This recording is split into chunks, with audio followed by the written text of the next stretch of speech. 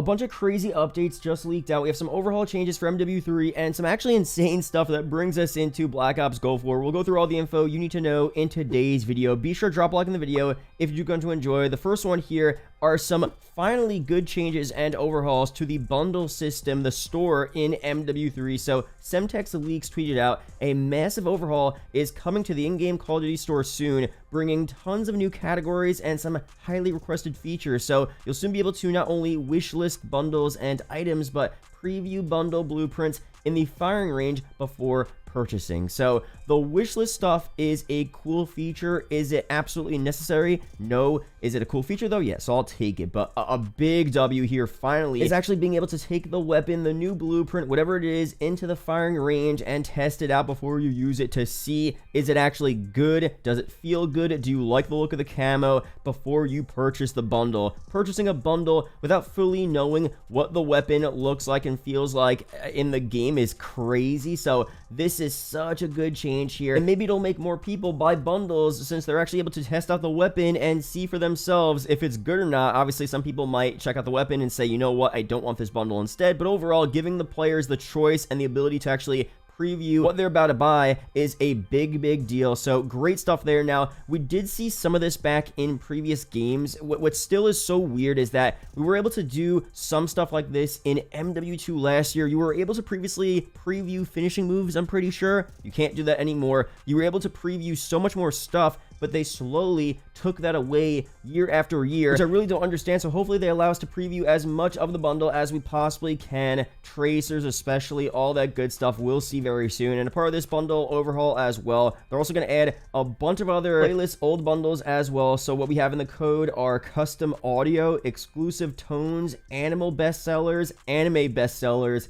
holiday bestsellers, masked bestsellers, most recommended, horror bestsellers, milsim bestsellers, season 1 bestsellers, and then one for each season, of course, up until season 6, haunting bestsellers, trending, most equipped, most popular, limited time, selected for you, bundles for you, top 5 today, top 5 this week, recommended again, community favorites, best for multiplayer, best for performing, best for Warzone. A lot of crazy classifications here, so they're really going to go all in with the bundle overhaul here. Sounds pretty interesting. Now this extends as well to some potential zombie content in bundles, which is really cool, and I feel like we should get a lot more zombie themed bundles because I feel like most of them are usually pretty sick. So Call of Duty thought ahead and implemented the framework for custom zombies and Warzone music when they added the Hans Zimmer score music pack. Give me classic zombies and BO2 menu pack. So there could be a lot of potential here for not just them bringing back OG zombie soundtracks, OG Treyarch zombie soundtracks, you know, from previous zombie maps. I thought about potentially like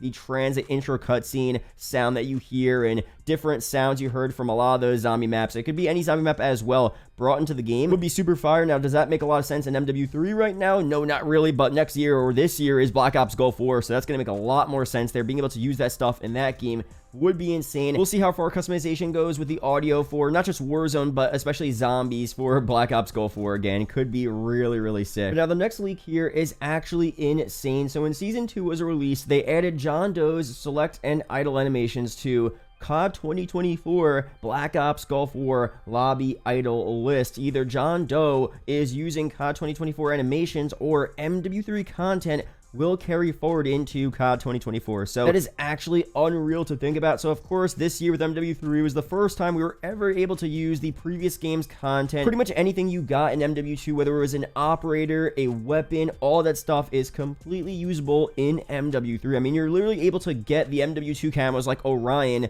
in MW3. It's a crazy crossover here. Now, that did make a lot more sense because MW3 is a direct sequel to MW2, and of course, you know, according to the leaks, no confirmation on this, but it was very likely that their original plans were to make, you know, MW3 just a year 2 DLC season for MW2, but they decided to turn it into a full game. That was always the rumor. I do kind of believe that rumor, honestly. They turned it into a game. The game is still good. I like it better than MW2, honestly, but that makes a lot of sense there. The game is the exact same framework with some slight differences, but with MW3 into Black Ops Gulf War, that is a completely different situation because Black Ops Gulf War is Treyarch's game, not related to IW. It's a game that Treyarch has been working on for almost 4 years now, potentially over 4 years. it is a completely different thing now. They're obviously running on very similar engines, but there's really no argument you can make for, oh, this is a sequel. It makes sense to have Modern Warfare guns and operators in the next Black Ops game because of this. I mean, there's no real argument you can make. Now,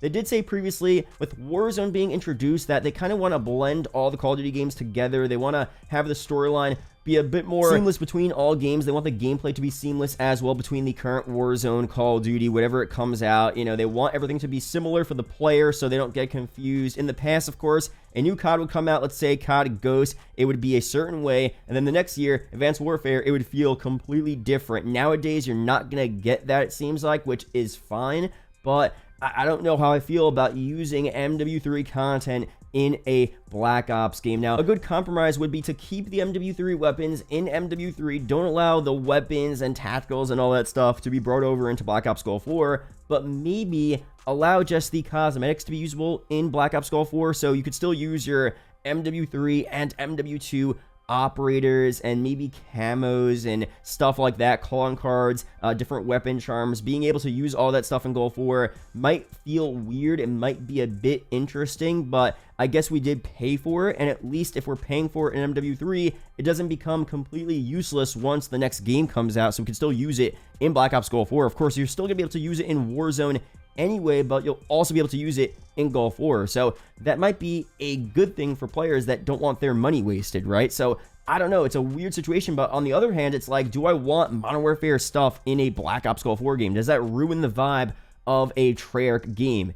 For me, it does a little bit. So it's a super weird situation. I don't really know how to feel about it. So let me know down below, what do you want to see if this does actually happen? Again, what I said, my compromise, I feel like that makes the most sense. That's the most likely thing to happen. I think for sure, I definitely don't want any of the weapons from MW3 in Black Ops Gulf War. So even though it was a weapon blueprint from a bundle and you paid money for it, that being in Black Ops Gulf War would just be so weird. MW weapons in that game just would not make sense at all. But for the operator skins and other cosmetics and maybe just camos, not weapon blueprints, but just camos, that's not as bad. So again, that's my compromise. Let me know down below your opinions on that. But if that actually does happen, that would be a really, really big deal. Not expected whatsoever. We'll see very soon. And one final leak here on Black Ops Gulf War. We have some kill streaks and score streaks set to return in this game. So RCXD is returning. That's pretty cool. A missile turret, napalm strike, a gas strike, a Hellstorm missile, classic Valkyrie rocket, absent since BO2, and an air patrol streak as well. So we'll be talking a lot about Black Ops Gulf War as we get closer to the release of the game. Super excited for that, of course, but